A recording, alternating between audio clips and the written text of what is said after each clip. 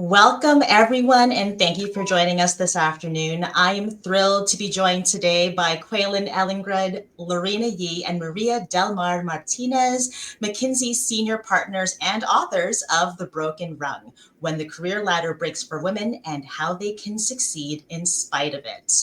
Our guests today have spent years researching why women get stuck early in their careers. The broken rung, that first step into management, is where the gap starts, long before the glass ceiling.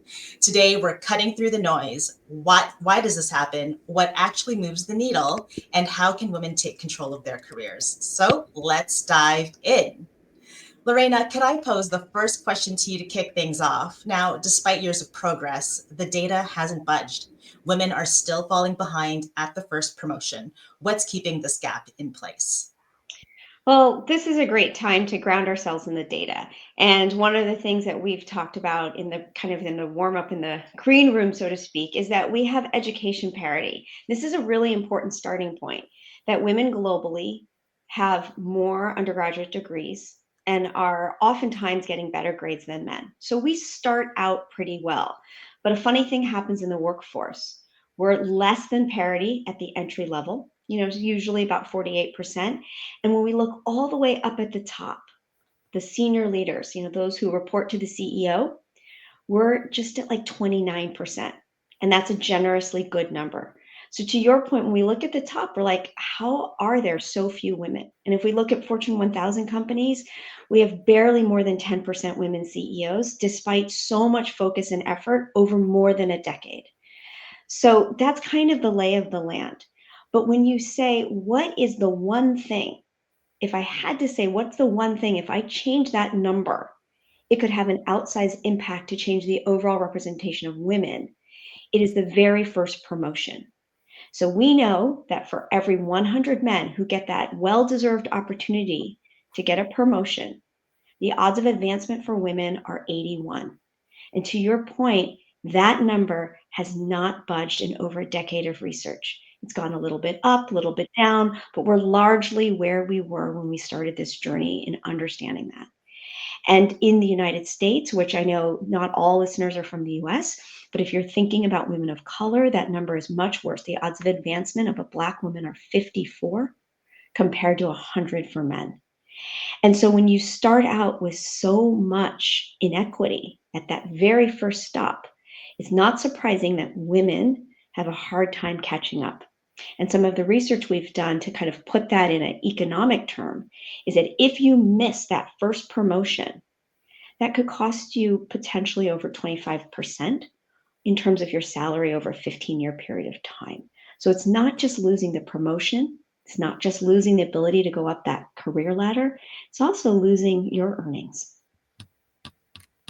That's a little disheartening, but there's hope. That's what we're here to discuss. And that actually leads really well into my next question, which I will pose to everyone on the line today. Now, we talk a lot about, as we've just briefly tapped into, moving women into executive roles. But the real bottleneck obviously happens much earlier. So are we missing the bigger problem by focusing too much on leadership and not enough on fixing that first opportunity for career advancement? I would say the problem is both and. It's certainly right at the top, the 29% that Lareina described, but 70% of employees are at that entry level, right at the base of the pyramid, and looking right above them at that first broken rung. To your point, Maricel, it's not that other rungs aren't broken. In fact, they're all broken to differing degrees. It's just that that first rung is the most broken, and it's impossible to kind of make up that ground in the rest of the talent pipeline once we lose that much ground initially. And the idea of the data, just because you sort of prompted it like it's really depressing and people maybe watching are like, whoa, this is terrible. The thing is with facts, we can understand what is the system that we're working in.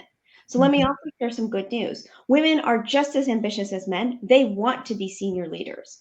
And so I put positive ambition, great educational parity, and that what Kweilin just described, getting stuck at the very first promotion. So part of the genesis of the book that Maria, Kweilin, and I wanted to write is in the world that is not a level playing field for women. How do you get the odds towards your advantage to succeed against your ambition?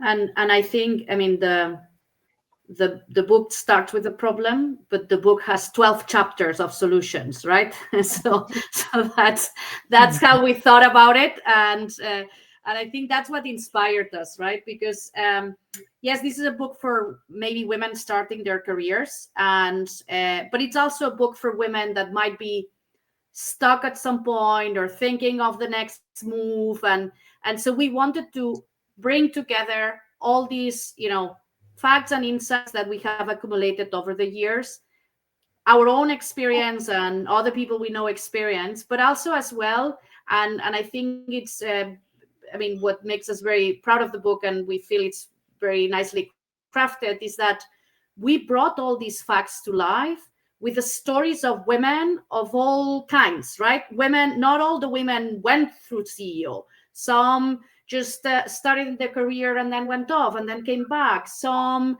made some moves that were not as successful as they had expected. And so it's all the learnings, put them together. We feel we're giving a bit this guide with, you read it and you will have a bit the facts and the potential strategies to make you successful in your career and to take the right decisions, whatever those are for you, but to take your decisions, right?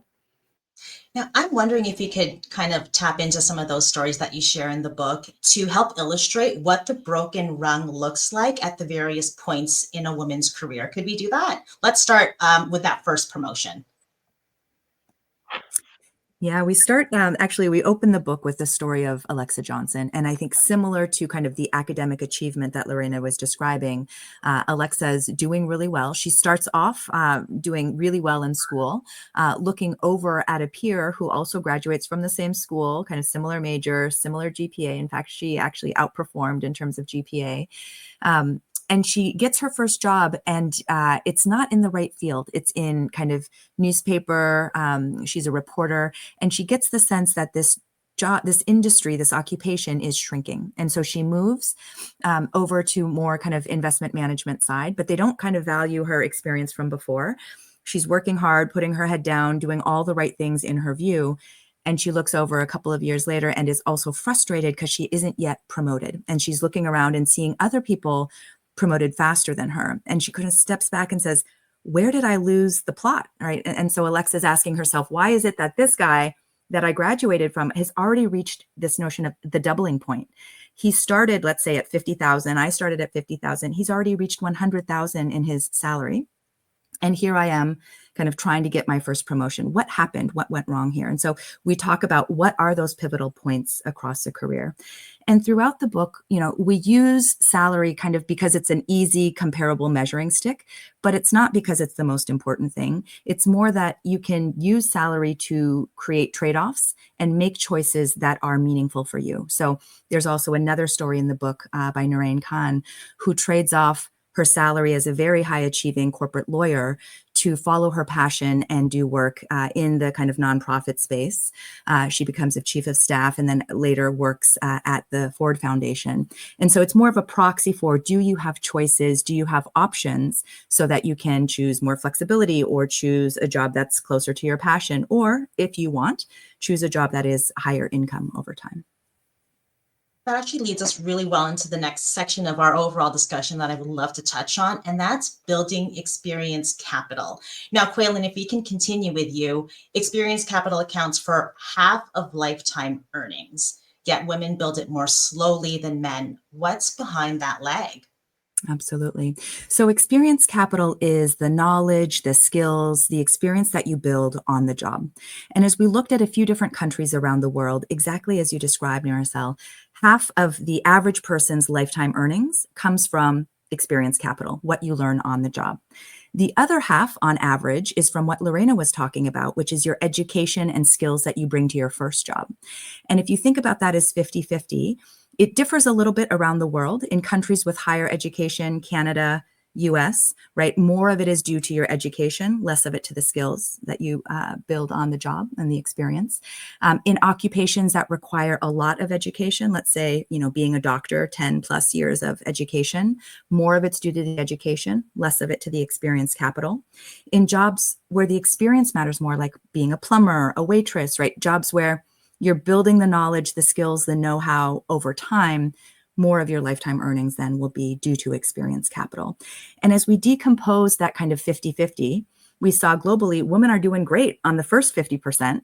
It's the second 50%, it's the experience capital where we're falling short. And as you break down the numbers, we're building less experience capital. Actually, for every about 10 years of experience capital that a man has, women have about 8.6 years. And that's because we take longer breaks, more frequent breaks, typically around child rearing years, so no surprise. But we also make different career decisions. Women are more likely to make a job change and either stay at that same salary or decrease our salary, perhaps trading off for flexibility or other elements that are important to us, while men are much more likely to make a job change and either stay constant or more frequently move up an income quintile. If those decisions are made knowingly and full kind of understanding the trade-offs, wonderful, right? Then you're optimizing for what matters for you.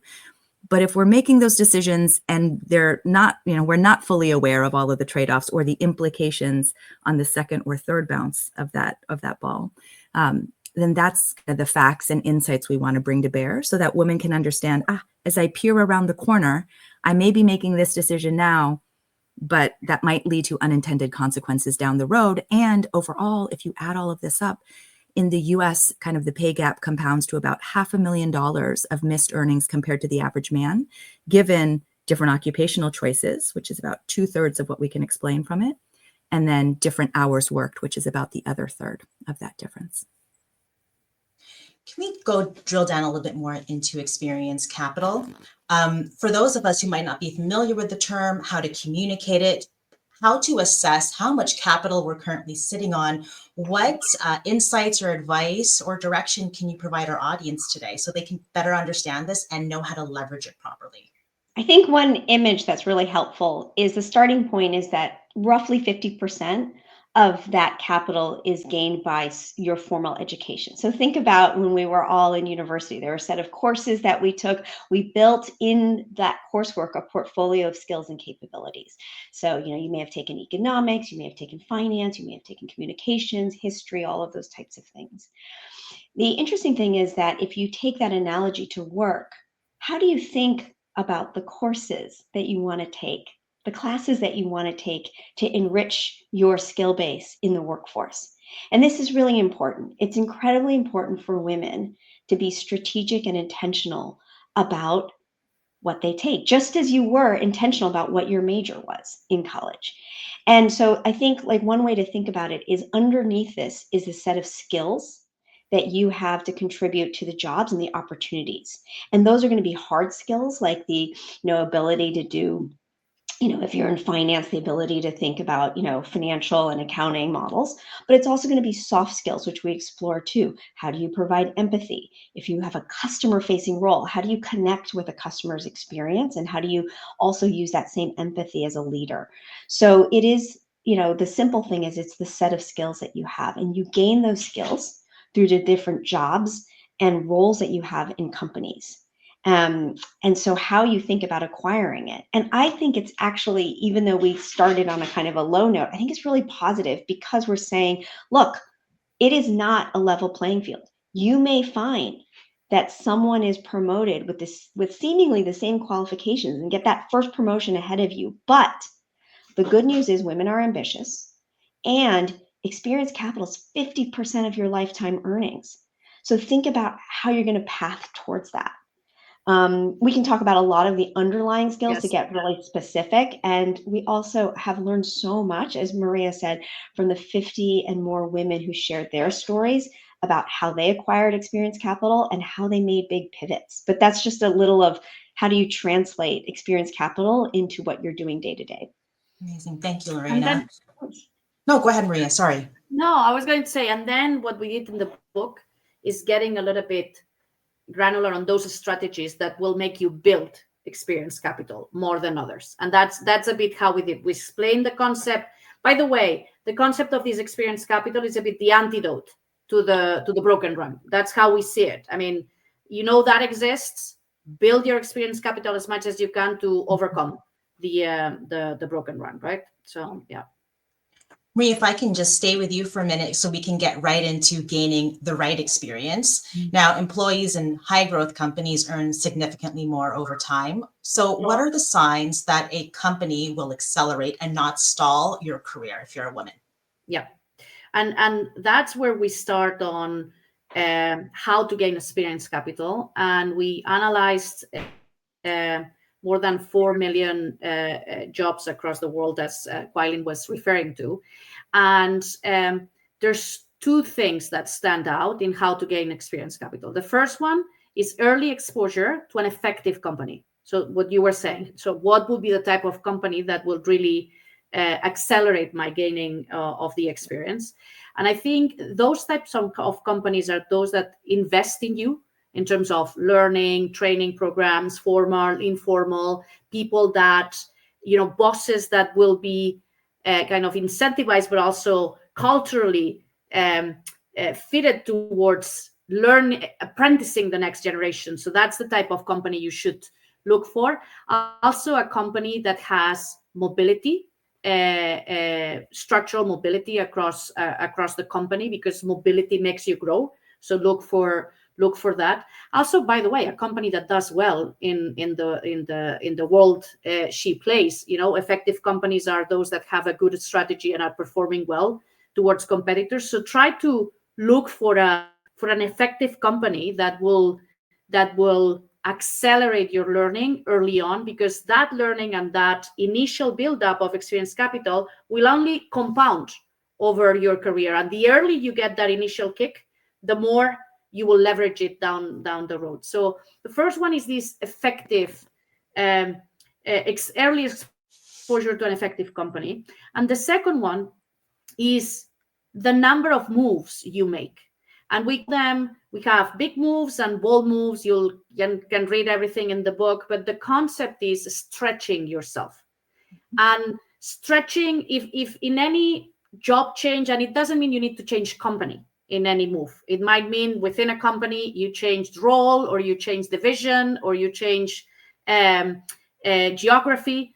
But it's this concept of, if an average move will stretch your learning by, we say it and we quantify everything within the McKinsey research. An average move will stretch your learning by 25%, meaning you need to learn 25% different capabilities than in the prior job.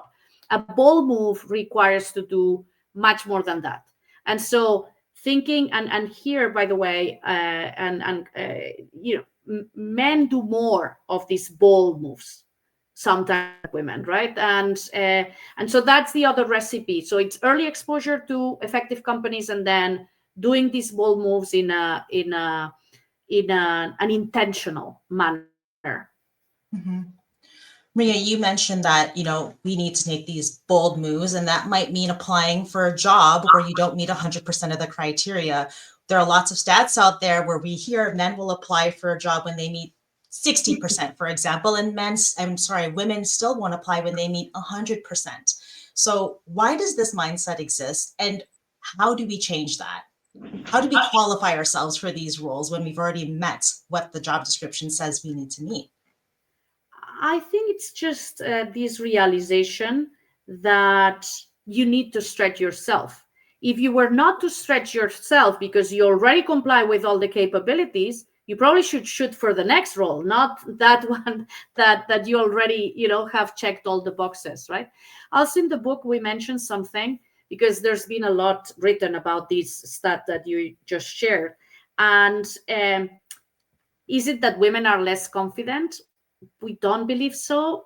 There's a lot of understanding that this reaction is because women don't want to maybe make others lose the time in checking if they comply, right? So it's like, if I go through a process and I'm not ready, why should I go and waste the time of whomever is testing me? I'd rather prefer to be ready and go there with full, understanding that I can do it, and it will be a good experience for the person on the other side. So there's something about, to me, it's this stretching yourself. Don't think you have to comply before applying. You will have to get the job and then stretch yourself to get there. And Maricel, I don't actually know why that mindset exists, but I think part of this is acknowledging in a very practical way that may be your mindset, and check yourself at the door, because that's actually not the prime behavior. The prime behavior is to bet on your own potential. So bet on your own potential. And I have to say, what is the worst thing that could happen? The worst thing that could happen is you're not given that promotion. And so that's a failure. You may feel like, oh, that's so awful, but you're not going to get 100% of the promotions. None of us have, none of us do. So better to put yourself out there and then say, let me learn something from that. What would I have needed to be better positioned? Or maybe because I raised my hand and I went kind of put myself out there, I'm now in line of sight for the next one. Mm-hmm. So how can I get some feedback on it? One of the interesting things is women tend to not get as much negative feedback as men. And you might say, well, I don't think that's a bad thing, Lareina, because, who enjoys getting negative feedback? I certainly don't enjoy getting negative feedback, and will feel defensive and like, no, I don't think you really understand. Like, did you really look at my data, my facts? But actually, negative feedback, and let me try and say it more positively, understanding your blind spots is a huge accelerator for your career, because only then can you realize how you want to zig and zag and lead differently. And so part of this is if you put yourself out there on your potential, and let's say the worst thing happens and you don't get that promotion, but you use it as an opportunity to get some feedback, that will give you the clues in the organization that you work in, what you might want to invest in. Going back to Kweilin's point on experience capital, if those are the skills you need, what are you missing? Is it exposure to senior people? Is it you haven't had a P&L role? And what they really would like to see is you not being in finance as just a support function, but actually holding a sales quota and being closer to the customer. Well, then take a lateral rotation, get that experience, which is something we call the power alley, one of the 12 chapters of what you can do, and then come back and say, I actually want a bigger promotion next time.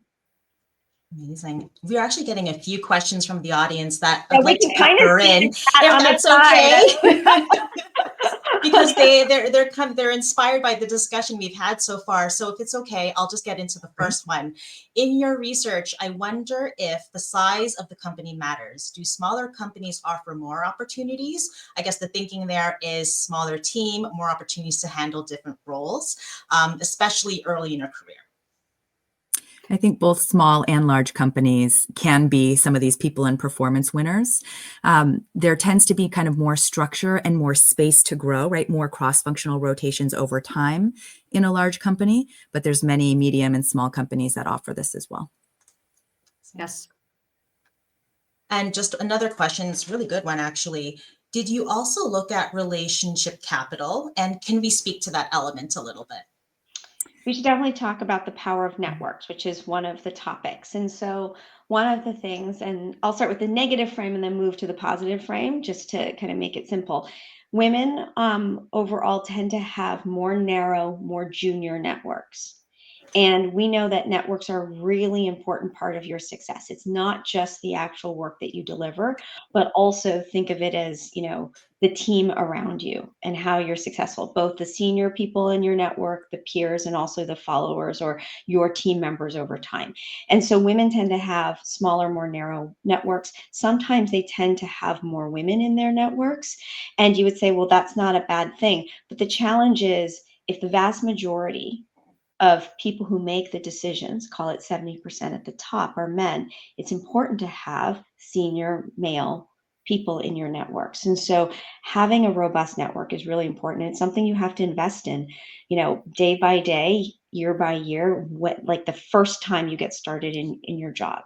And so a couple things with that to look out for is one of the phrases you'll hear a lot is women are over mentored and under sponsored.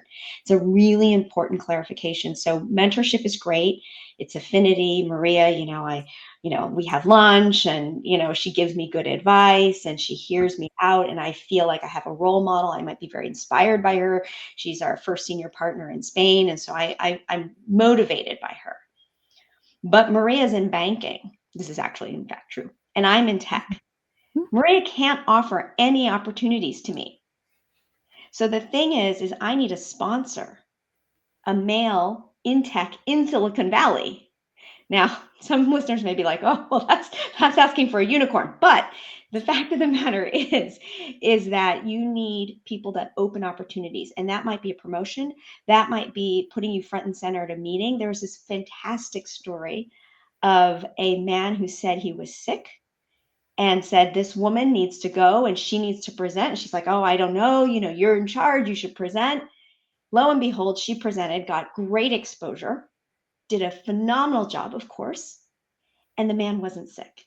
He did that to make sure she got the opportunity to get that limelight. By the way, now she continues to be a really successful, kind of going all the way up to the top. And so it can be these micro opportunities and then big high stakes ones, like really backing you for the head of the business unit or something like that. So the whole concept of networks is incredibly important. And I know it's really hard to get started. But start with a peer, start with a mentor, and then start to invest proactively in building sponsor relationships over time.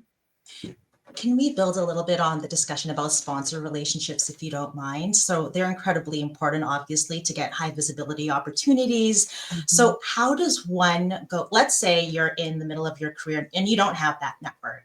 How do you begin? It can feel daunting. And I think what's important is that we need to illustrate that it's a two-way street. So how do you position yourself as someone who is ready to be sponsored? And what do these leaders look for?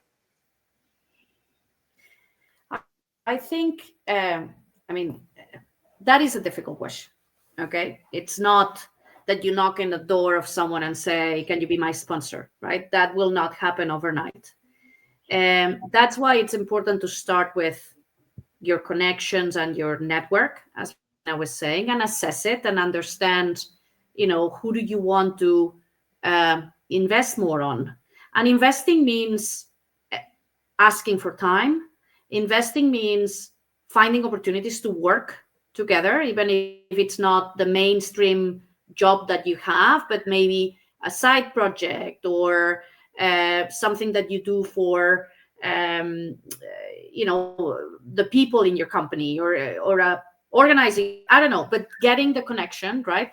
And by working together, I think also things that you can do is a bit asking for advice to start, and over time that can become a sponsoring relationship as well, if the person is willing to see that you might be understanding your value and might be struggling here and there and might be open to give that opportunity, like the M&E guy, right? Or like that guy that was sick. So I think it's invest, play a bit your bets, be acknowledge the strength of your network and invest on it, right? And I think with that, it's not 100% sure that you will get 10 sponsors out of that, but at least being aware and investing a bit on it could make a difference. Can I just mention a quick exercise? And then I do want to throw it to Kweilin, because I know you have a lot of passion for this as well. One of the exercises we often do when we do women executive workshops is create a board of directors for yourself. That's a board of directors who's invested in your success and they're advising you. And they should be people in your company as well as people outside your company, and maybe some really good friends who are going to be truth to power. Like, hey, Lareina, you're trying to do a little too much at once here. Like, how do we calm this down? Like, you've got 3 kids under 10 and you're trying to get promoted and it seems like you're not sleeping. Like, so that might be a little autobiographical historically, but it is a mixture of people, men, women, friends, professional things. That's your board. Appoint them, tell them they are your board, and treat them like your board, and change your board members over time over your career. I love that. I had to write that down. I will be assembling my board. That's fantastic. Actually, we're talking about networking. That is a soft skill. Can we delve a little deeper into developing the most valuable skills? Soft skills being one of them. They're in demand, but they still seem to be undervalued. So what's one skill that isn't networking that has an outsized impact on your career? I would say lots of examples. Negotiation would be a soft skill, inspiring others, raising the aspiration, building trust, showing empathy. There are so many soft skills. And what we did quantitatively is we looked at how our jobs changing, right? What jobs are growing, what jobs are shrinking. And it turns out kind of the underlying theme across all of that is we're all going to need more of two types of particular skills. One is social and emotional skills, the soft skills, and the other is technological skills. And Lareina's very passionate about that topic. But first, on the soft skill side, it is all of these things that are actually very complementary with generative AI, with technology. They're the quintessentially human elements of how we interact. How do we build trust and engagement in a team and, really inspire people to aim for something higher, to do something together? I think the more we can invest in those skills, we're all going to need more of them, but just building those skills is important. There's a bit of this myth of, you can't build soft skills. You're either born with it or not. And that is not true, right? You can identify networking would be a soft skill, right? Empathy, all of these things you can start to invest in and build systematically if you make it a priority. And as we looked at job postings, about a quarter of the skills listed in job postings that are required are in fact these soft skills. But then when you look for at the resumes kind of trying to match with these job postings, we deeply under-signal on resumes the soft skills. You might say, I have these technical skills, I even speak these languages, but the softer skills are not really signaled on our resumes very much. And even in the stories that we tell, even leadership stories, we don't actually highlight them as much as we could. And so just kind of this gap of thinking about these as really important skills that are probably under-leveraged in our kind of day-to-day life can really help us get to this next level and are also going to be much more needed across the occupations that are growing. Now, I don't want to frame this in a way that it's positioned as the onus falling on women, but if these skills are at the starting point already undervalued, how do we position it in a way where we've demonstrated the value that it brings to the business, to our teams, et cetera?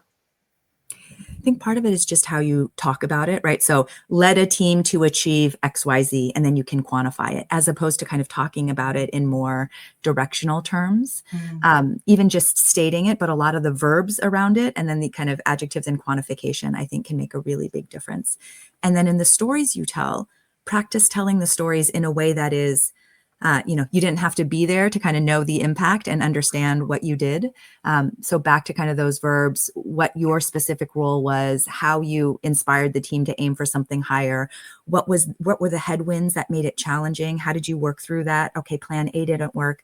How did you explore plan B? I think those kinds of stories where hopefully your interviewer or the person you're talking with is kind of rooting for you, but understands how you were thinking about it, how you strategized, how you use those soft skills, I think can be so powerful. Amazing. Thank you, Kweilin. I just want to ask one more audience question that has come through before we move into our next section of the discussion. And the question is, would you mind providing examples of productive feedback? When seeking feedback, oftentimes I'm not given specific examples of productive steps I can pursue next or how to build on skills. Are there ways to productively pivot following these types of conversations that feel vague or empty? Yeah, so let me describe something that happens, I think, a lot to women and maybe just use it as an example to unpack it. We have seen over the years that oftentimes women will get feedback like, have more gravitas. You just have more senior presence. And you're like, okay, that's constructive, negative, supportive, helpful. Like, okay, so that's feedback. It is what it is. But then it's so vague, you don't know what to do with it. And then you don't know if I showed up next time, was that more gravitas-y or, what are you really getting at? So oftentimes when you hear something that feels vague or coded, there takes a little bit of personal courage. And I think trust in the person that you're talking to, like the basis of trust does have to be there, to kind of push and explore that further. So, you know, Marcel, if you said, you know, Lareina, we would like you to show a little more executive presence, and I might take that and kind of go away, or I might come back to you in like a week and say, you know, I was really reflecting on it and I wasn't really clear, Marcel, what does it mean, executive presence? Is it physically being in more executive meetings? Is it how I present the material? Is it leaving more time for questions? So you give some very specific cues that people can tease out what they meant by that. And in that situation, sometimes it's a little complicated because it's like, well, I'm not sure. Let me think about it. Or they might say, well, actually, what it is people feel like you're always presenting, so like you're not speaking up in the informal part of the discussion. Mm. You're like, oh, I see. Like, okay, so then it's kind of it's kind of getting some points in there in the Q&A portion versus the formal piece, and thinking about how I participate and lead. And so I'm giving you something that does feel ambiguous, but it's how do you start to have a conversation about what it looks like specifically? And then I think it's the courage to say, okay, maybe 2 months later, it's like, you know, you gave me that really good feedback, Marcel. I've been trying to show, you know, a little bit more, but consistent to who I am, because I'm actually an introvert. And, you know, how's it going? And make that person kind of think programmatically, oh, actually, you know, in the last 2 weeks, I love the way you stepped up there. Mm-hmm. And so, you know, it is I think it takes personal courage. It feels like a little bit of a risk to go down that feedback and get it specific, get it actionable, and make the person who's giving you that feedback not feel like the deliverer of bad news, but the person who is tangibly working with you to improve, because that feels good. If you're the manager, Marcel, you're like, yeah, I'm doing great. I'm really coaching Lareina. I'm like helping her be better every day. So it starts to feel from an awkward piece of feedback that maybe was too high level to something where you all feel. And then when the review comes back around, Marcel, you already have like 6 or 7 examples, and you're like, I don't think executive presence is one of her needs, although, you know, it'd be really nice to see her do X, Y, and Z instead. Mm-hmm. Does that help just kind of break it down a bit? That was wonderful, I think, because it grounds it in examples that paths that we probably walked ourselves in many different ways, but it also really underscores the need for self-advocacy and even bringing a level of curiosity to those conversations, right? When it comes to receiving that feedback, which sometimes might feel vague, but I think you've just said it's okay to be curious about it. Ask, mm-hmm. What does that look like to you? That's for me the thing. We need mm-hmm. to ask. If you don't get a concrete answer, I mean, it's like a reporter. You would ask the next question, right, Maricel, to us? So do the same, right? So if you don't understand, ask why, because many times, and we use these a lot in McKinsey, right? We call it feedback is a gift, to the point of Lareina, right? So make the person giving you feedback as the gifter, right? It's investing in you, that, but use that time. And for me, it's very important that you have clear questions of what you want to get out of that session. And if they're not being specific, you know, push a little bit more. And it's why. What is the impact that had in you, right? Or in the audience? What can I do different next time? Give me examples. I think it's, even if it feels a bit pushy, do it, because it's the moment that you have to get a little bit clarity. And probably others, again, men get more clarity generally, right? And I've been in multiple evaluation committees that sometimes men come to me, how can I tell this tough piece of feedback to the lady? I am afraid she would cry, or she would not take it well, and that's when, and you need to tell it as it is, as you would tell anybody, right? And I think there's a bit of this, you know, right questioning, and people will do it, right? But I think carefully, what are the questions you want to ask? For example, there's this other example, and you know, this one I like a lot from a person in the book, from one of the stories, and it was thinking about the power alley, right? But she was very intentional in asking her boss, one, what are the skills I need to really get to the next level? And what is the people I need to know? So you need to be intentional based on what you want to achieve. And in the feedback sessions, be very clear and pushy. Don't feel you're getting the gift that they're giving you. Would you say that engaging in this kind of conversation with your superior or someone that you report into is a great way to begin a sponsorship relationship, especially in a workplace where sponsor programs are not institutionalized, or there's no actual formal framework for it, right? Wouldn't you want to sponsor someone who is hungry for feedback, truly takes it as a gift, and also demonstrates some level of self-awareness? Absolutely. I answered my own question. No, but that's the other thing. Look, many people want to give advice on something, so prepare. But you need to prepare as well. You need to prepare what you want to ask for, right? And so if you have a bit of your plan or of your ideas of what you would like to achieve in the next 2-3 years, lay it down and maybe ask for advice. Mm-hmm. And that's a perfect beginning of a conversation that the person will tell you, yes, but maybe you will find these, or you would need to know this other thing, or maybe in this capability you're less positioned, so maybe it's worth that you do a training or get an experience before that. So I think it means you need to anticipate a bit, but if you start being proactive, it's very rare that people will not react positively to that. Absolutely. Maria, you mentioned the power alley, and this term has actually been brought up a couple of times. I'd be remiss if I didn't ask to go a little deeper into that. What is the power alley, and how do we walk it? Yeah. Who takes it? Happy to share. And Maria, please add on. The power alley is where your company makes money, right? Some companies talk about it, be close to the cash register. If you are in tech, you would be in kind of product management. If you're a consultant or a law firm, you'd be a consultant, or a lawyer. Could be in sales in different organizations, but basically, how does your company make money and make profit?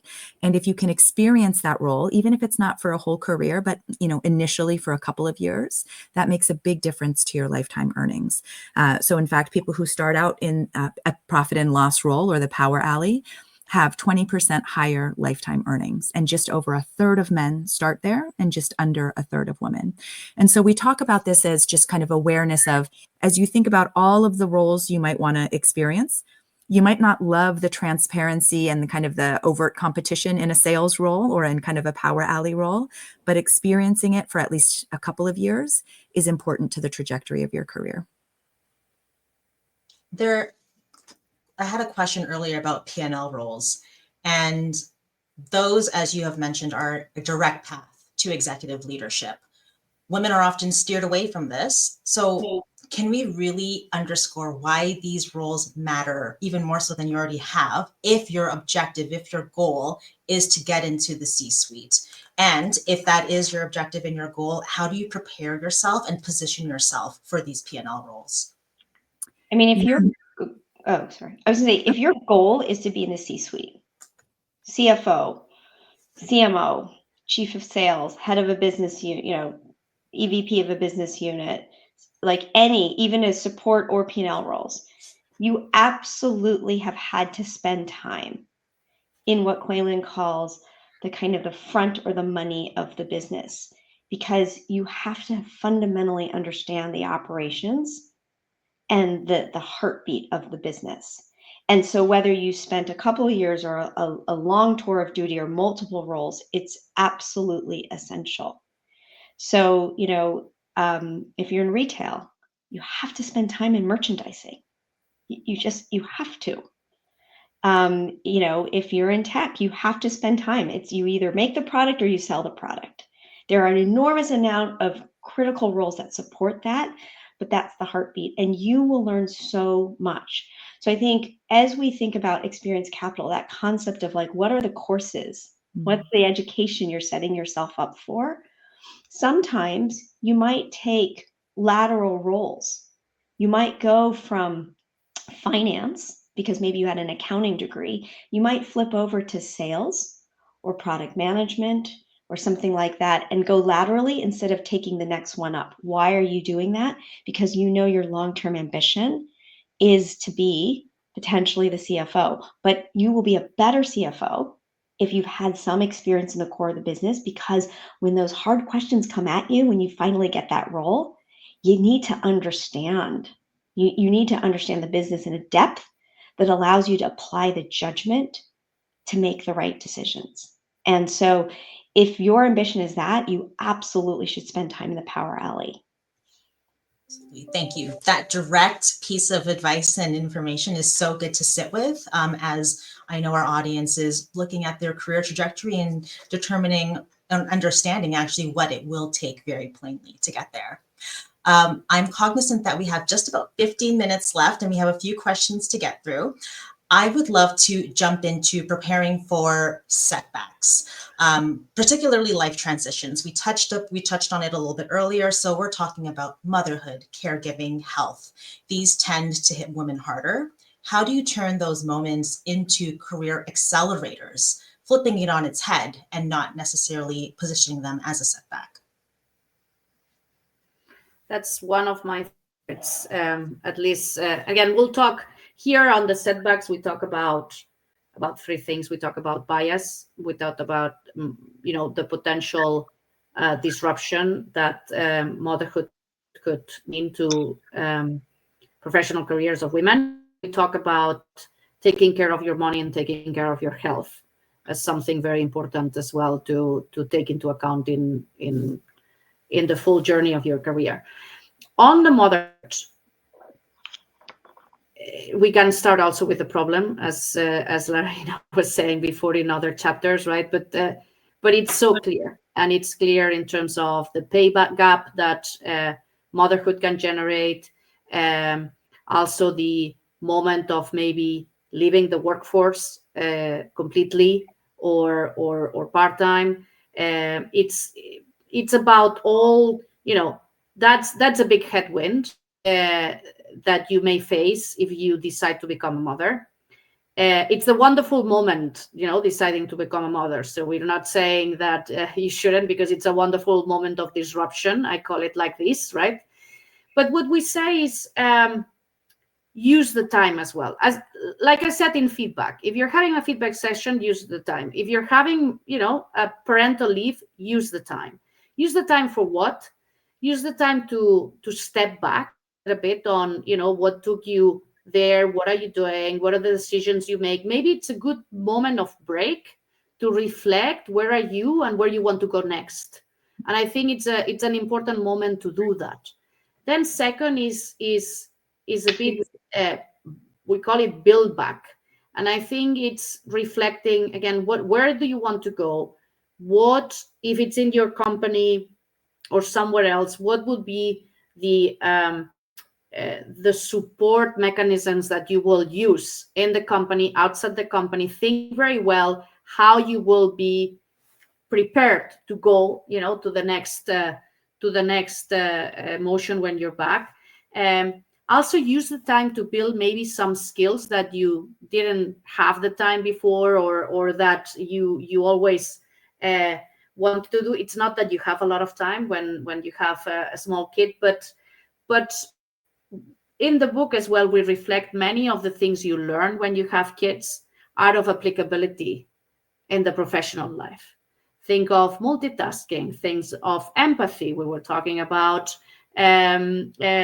soft skills. There's many things that maybe you don't think you are developing, and you're frankly doing more than what you would do on the job, and you can apply those right away, right? So there's also a bit of in this preparing for coming back, there's a lot of things that you would be developing. And then the comeback, you need to also be aware that things have changed and you need to adapt to maybe a different pace, to a different level of perfectionism on what you do and how you do things. And you just need to enjoy the ride and try to ask for help as well to make it happen. Don't think you're the only one doing that, and just ask around and ask for help. So that's a bit some of the recommendations we give. Again, it's not perfect. It's, as I said, it's a wonderful moment of disruption, but there's many women that have used it to even propel their careers as well, right? So So let's get the facts and prepare and plan for a wonderful comeback. Absolutely. Maria, my mom would probably argue that negotiation was a skill she learned raising me as well. Exactly. With some children more than others. Yeah. I would love to take advantage of having all three of you online with us today and just ask some questions that are a little more personal about your own career trajectories. So for all of you, what is one career risk that changed everything for you? That's a good question. I would say the moment that I felt like I would be fine here at McKinsey or anywhere, it gave me the confidence to make bolder changes that were more aligned with what I was excited to do and passionate about. And when you approach your job from that position of strength of, if it doesn't work out, it'll be fine, it changes, I think, the mindset, the confidence with which you approach your role. So I would say that was kind of a mindset change and a really pivotal moment for me. I think for me, it's this concept of stretching yourself and these bold moves. Again, I've been 25 years with McKinsey, so it's not that I've done, moves outside, right?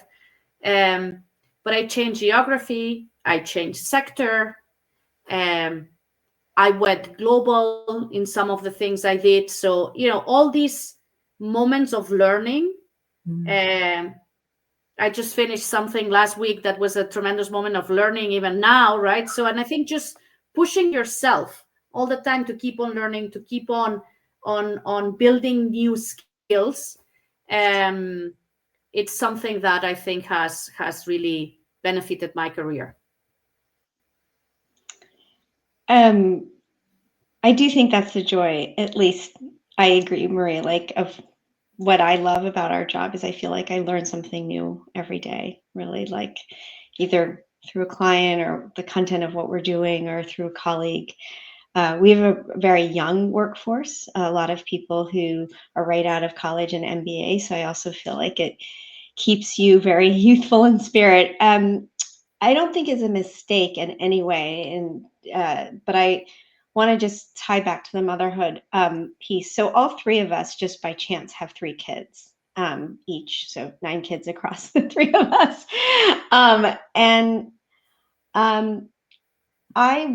wasn't thinking about work optimization and having a family. For me, on a personal level, my husband and I maybe met in a more traditional way. We met in college. We thought it would be so great to be young parents. So then on the other side of it, we would be young. So I had my oldest when I was an associate, which is kind of an entry level job at McKinsey. And there weren't a lot of people back then who did that. Later, I found one other woman who did the same thing. But I think to be unafraid to live the life that you want. I mean, work is really important, and I'm so grateful to have it, and it's also very necessary, but it's not the sum totality of your life.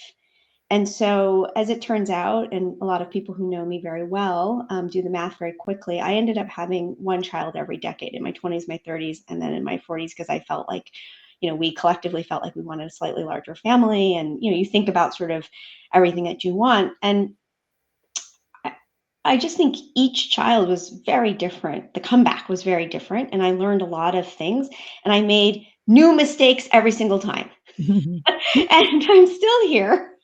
It all works out. And then ultimately, there are things that are important to you. And I'm not saying that what's important to me, I would never assume that that's what's important to somebody else. But I do think having that compass that says, this is the direction I want to go.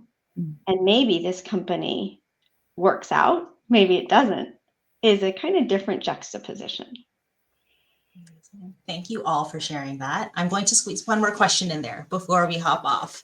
And that is, if you could give one piece of advice to a woman who is facing the broken rung, what would it be? When you get knocked down, you get right back up. I'm in the same place. Yeah. Be bold and persist. Yes. Or know know your facts and act. Amazing. Well, Kweilin, Maria, Lareina, thank you so much for joining us this afternoon. Thank you for spending an hour with us over lunch to talk about this very important topic. The book, if you can see it, is out now. Be sure to get it, The Broken Rung. It is available. We'll drop a link in the comments section. If you have any follow-up questions, please feel free to share. We'll try our best to point you in the direction of those answers. And thank you once again for joining us. It's been such a pleasure. Thank you. Thank you very much. Take care.